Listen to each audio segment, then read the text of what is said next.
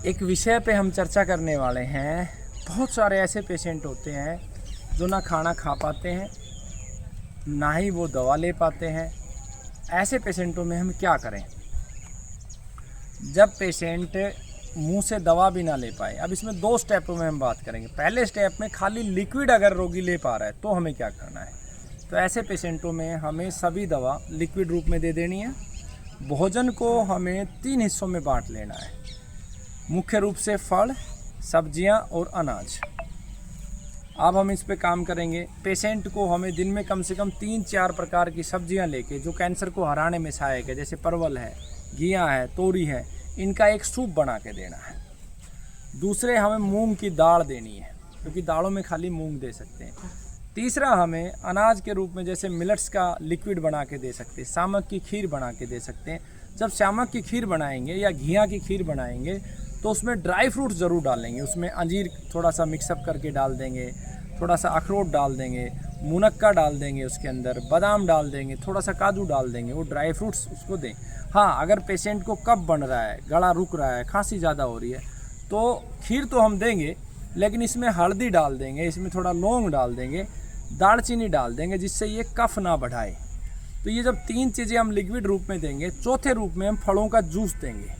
अब कई बार पेशेंट को ऐसा होता है कि फलों के जूस उसे पसंद नहीं है क्योंकि कफ बढ़ रहा है, तो अनार का जूस लेके उसको गर्म कर लें लोहे की कढ़ाई में, उसमें थोड़ा हींग, काला नमक, थोड़ी सी अजवाइन डाल के फिर दे दें। ऐसे ही फलों के जूस को हम दे सकते हैं। अन्य फलों के जूस जैसे मौसमी है वो सीधा हम दे सकते हैं, संतरा का जूस दे सकते हैं, अनानास का जूस दे सकते हैं, गन्ने का जूस दे सकते हैं। तो इस प्रकार से जब हम करेंगे तो हम पाएंगे कि धीरे धीरे पेशेंट जो है रिकवर करने लगेगा। अनानास के 4-5 टुकड़े गर्म करके दे सकते हैं, पानी में बॉईल करके दे सकते हैं, पेशेंट धीरे धीरे ठीक होगा। अब दूसरे लेवल पे आते हैं, जो पेशेंट की एक बूंद भी अंदर नहीं जा रही है, अब उसमें क्या करें। देखिए, इसमें हमारे पास 2 ऑप्शन है। एक ऑप्शन हमारे पास है वायु चिकित्सा। तो वायु चिकित्सा में 2 पड़ाव होंगे। एक पड़ाव होगा कि भोजन कैसे दें और औषधि। सबसे पहले औषधियाँ कैसे दें। औषधियों के अंदर आपको क्या करना है, आपको सबसे पहले गाय का गोबर और लकड़ियाँ ले लेनी है, अच्छी लकड़ियाँ, नीम की लकड़ी ले सकते हैं आप, जांटी की ले सकते हैं। उसमें अग्नि प्रज्वलित कर लें और जो RDX दवा दी गई है उसकी आहुति दिन में 2-3 बार उसके ऊपर डालें और उसकी वायु को अंदर लेके जाएं।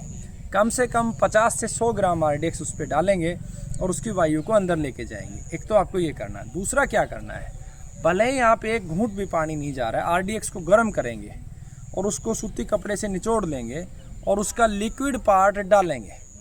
भले ही 2 ही बूंद अंदर जाए, उल्टी आ जाए, लेकिन आपको थोड़ा थोड़ा डालना है। अब आ जाते हैं बाकी दवा। बाकी दवा का मतलब जो लिक्विड बोतलों में है, उन बोतलों को आपको डालना है आधा चम्मच और 2-2 ढक्कन लेके, और जैसे आपको KR दवा मिली उसके 2 ढक्कन सुबह, आपको डोज डबल कर देनी है। 2 ढक्कन सुबह लिए और मान लो कैंसर गले के ऊपर है तो गले पे उसका मसाज कर दिया, लीवर पे तो लीवर पे मसाज कर दिया। ऐसे सभी औषधियों को हर 40 मिनट के बाद नाभि में और जिस ऑर्गन में कैंसर है उस जगह पे मसाज करना है। इसके अतिरिक्त क्या करना है, जो औषधियाँ हैं लिक्विड बोतल में, आप उन्हीं की सॉलिड औषधियाँ 7 औषधियाँ मैं बता रहा हूँ। कचनार, पुनर्नवा, तुलसी, भूमि आंवला, मकोय, सरपुंखा, धमासा, ये 7 औषधियाँ ले लेंगे। और जो लिक्विड बोतलें आपको मिली है इसमें से इन सबको आधा किलो औषधियों को ले लें और इन पे आधी बोतल लिक्विड उस पर डाल दें और छाँव में सुखा दें। तो इन औषधियों के गुण जो लिक्विड बोतल है वो इन सूखी जड़ी बूटियों में चला जाएगा। अब इन जड़ी बूटियों को अग्नि के संपर्क में ला के इसमें कपूर डालेंगे, इन जड़ी बूटियों को जलाएंगे। जलने से जो वायु जनरेट होगी वो पेशेंट के शरीर के अंदर जाएगी और धीरे धीरे बीमारी को ठीक करेंगे। यानी कि 2 प्रकार से हमने दे दी। एक बार शरीर पे मसाज, नाभि पे मसाज, दूसरी प्रकार से ये दे दी। अब दवा जैसे SDH है या अन्य पाउडर हैं, उन पाउडरों की ही आहुति हमें अग्नि में देनी है। दूसरा, उन पाउडरों को गोमूत्र में उबाल लेना है, उबाल के छान के और उस शरीर पे मसाज करना है। जिस ऑर्गन में कैंसर है वहाँ पे मसाज करें, नाभि में मसाज करें और नाभि के आसपास के पूरे शरीर पर आप मसाज करें। तो इस तरीके से जिन पेशेंटों को एक बूंद भी पानी नहीं जा रही उनको ये दवा दे के, हमारे गुरुकुल का अनुभव है, ऐसे सैकड़ों पेशेंट हैं जिनकी एक बूंद भी अंदर नहीं जा रही थी, आज वो पूर्ण रूप से बाजरे की रोटी, जौ की रोटी खा रहे हैं।